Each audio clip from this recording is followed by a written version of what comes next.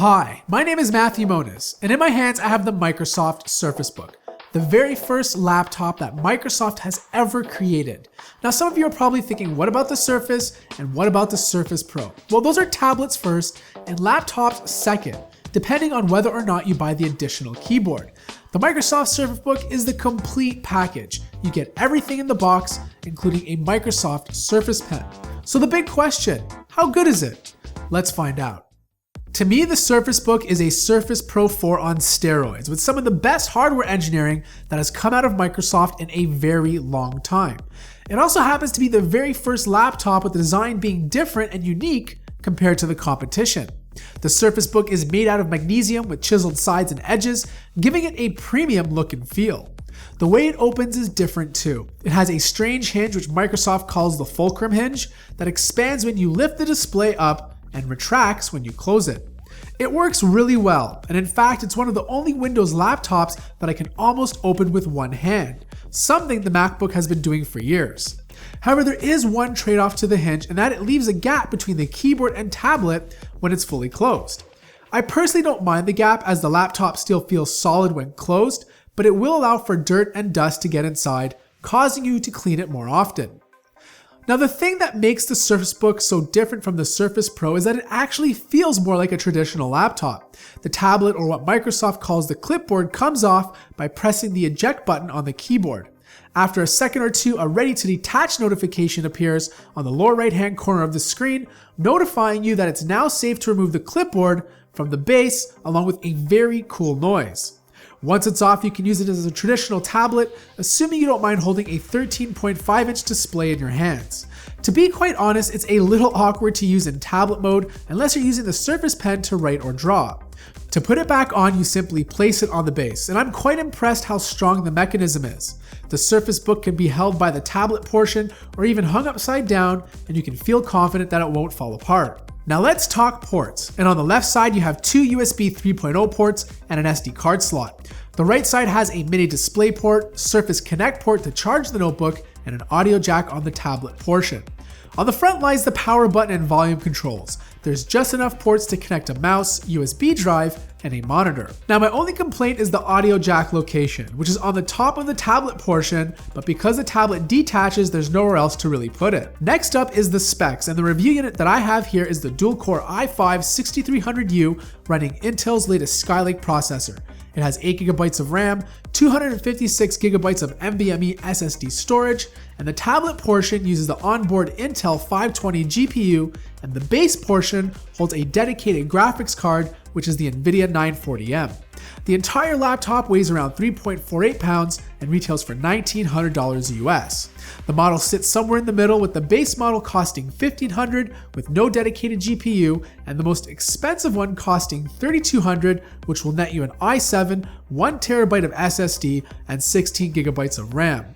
Now whatever model you do choose, just remember that the components can't be upgraded. The 13.5-inch Gorilla Glass 4 touch display has a resolution of 3000 by 2000, and it looks absolutely awesome. Colors are sharp and vivid, making the display a good choice for creatives who edit video or use Photoshop. The screen gets really bright, in fact more bright than the Dell XPS 13. However, it is a glossy screen, so expect a lot of reflection around sunlight. The aspect ratio is 3.2, which is great for productivity tasks, and you'll find yourself having more room on the screen to actually work with. The only downfall is that watching media won't be as enjoyable, as the display will have black bars cropping the video. Microsoft has incorporated their Pixel Sense technology, which helps combine touch, writing, and responsiveness into the screen, and they absolutely nailed it. Pinch to zoom, scrolling, and touch just work so well. The only negative that I found was that the screen was a little bit wobbly when touching the display, but it's definitely not a deal breaker. Above the display rests a 5-megapixel front-facing camera, which surprisingly is one of the better webcams I've tested on a laptop lately.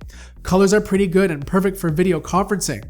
It also happens to be a RealSense camera, letting you log into your computer by using Windows Hello Face recognition. Now the back of the laptop has a camera as well. It's 8 megapixels and performs well, especially if you're in a pinch, but I don't condone using your tablet as your primary camera. Now I've been testing a lot of keyboards lately, and the one on the Surface Book is good, but it's definitely not great. For example, the keys feel a little mushy, and the up and down arrow key feels small and cramped, compared to the right and left keys. Whenever I hit the up arrow, I find myself hitting the shift key instead. With that being said, there's little to no keyboard flex, and the travel distance of the keys is fairly good at 1.5 millimeters, which is much better than the XPS 13's 1.2. Overall, it's a solid keyboard, but it definitely has room for improvement. Below is the touchpad, and it's made out of glass. It's a good size and gestures worked really well. The only thing that suffered was scrolling in Chrome, and I don't think it's an issue with touchpad itself, but more of a software issue. Overall, it's definitely one of the better touchpads on a laptop, and I'd put it just below the one on the XPS 15. Now, one of the biggest complaints about the Surface Pro 3 was that it just didn't do a good job of holding the pen. Well, the Surface Book solves that issue by placing a very strong magnet on the left side of the display. This will decrease your chances of actually losing it. Now, the top of the pen has a button, and if you click it once, it launches OneNote. Click it twice, it'll take a screenshot, and long press on it, Cortana will appear. It's a nice touch and makes the pen more than just a drawing tool. Speaking of drawing, creators will love the Surface Pen. It's responsive, has good palm rejection, and offers different levels of sensitivity. Now, I'm not an artist, but I'm really good at drawing stick people, and I was able to draw my family of stick people in different sizes by applying the right amount of pressure. Don't worry if you make a mistake like I have many times, the top button also acts as an eraser. It's accurate and works really well. Next up is audio, and the speakers are placed on the tablet and don't provide the greatest sound. They're loud enough if you're in a quiet room and good for casual listening, but they definitely lack any bass or depth. If you're playing games or watching a movie, you're better off plugging in some headphones. The good thing about the Surface Book is that it has a dedicated graphics card, so it's going to be a lot more powerful than your typical Ultrabook. But don't expect to play the most intensive games on it either. It's still using a dual-core Skylake CPU, and the dedicated graphics card sits below the 960M in terms of speed. I'd rank its overall performance somewhere between the Dell XPS 13 and 15. It's perfect for Adobe Photoshop, editing video, media consumption, and using AutoCAD. Diablo 3, for example, ran at 18 to 20 frames per second with the resolution set to 1920 by 1080 and all the settings cranked up to high. The second game I tried was Shadow of Mordor and was able to get about 15 frames per second with the resolution also set to 1920 by 1080. And finally, the last game I tried was Crysis 3 with the resolution set to 1920 by 1080 and it was virtually unplayable, averaging around 10 frames per second. Now, hard drive performance was really good until I saw the write speeds. It's a Samsung drive, it's an NVMe SSD, and it's supposed to be really fast. It seems to be a common occurrence with this specific hard drive model made by Samsung.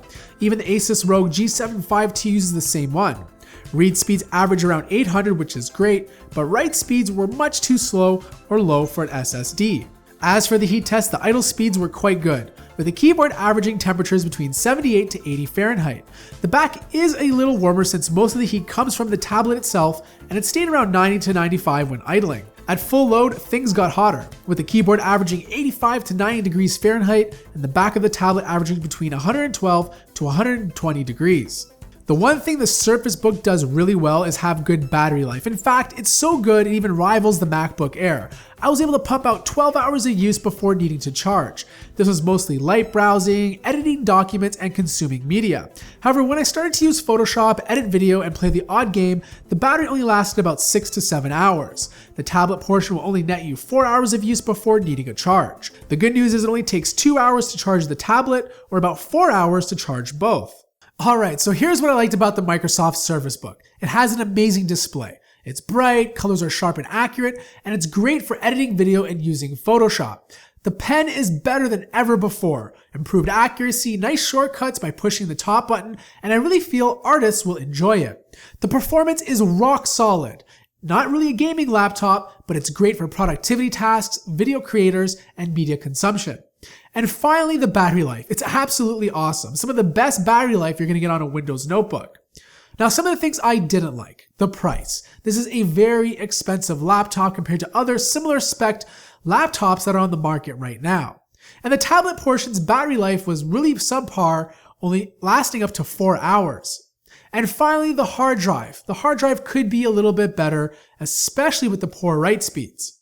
So here's the bottom line. At the end of the day, this is a hybrid computer. And if you're looking for a hybrid computer on the market right now, this is the best one. This is a laptop first and a tablet second, whereas most of the hybrid computers that are currently on the market are tablets first and laptops second. Now it is expensive, so I really see this being aimed towards professionals, engineers, people who are looking for a very light and powerful laptop to carry around with them. So those are my thoughts on the Microsoft Surface Book. I want to know what you guys think in the comments below. If you have one, don't have one, let me know what you like and dislike about it. Thank you guys so much for watching this video. If you enjoyed it, you know what to do. Smash that like button. If you're new to the channel, feel free to subscribe. And as always, I will see you in the next video.